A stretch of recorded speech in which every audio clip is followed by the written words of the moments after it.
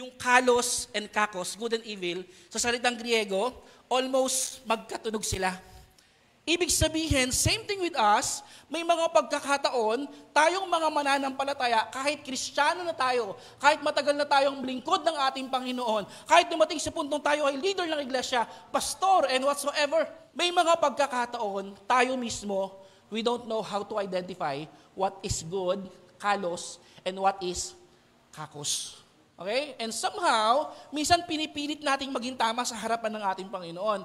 Pag ganyan yung nangyayari, dito napapasok yung maturity sa ating puso, sa ating pong mga buhay. Kaya naman, we need to grow for us to identify these two, kalos and kakos. Kasi most of the time, okay, maybe ikaw ay mananampalataya ngayon. Okay?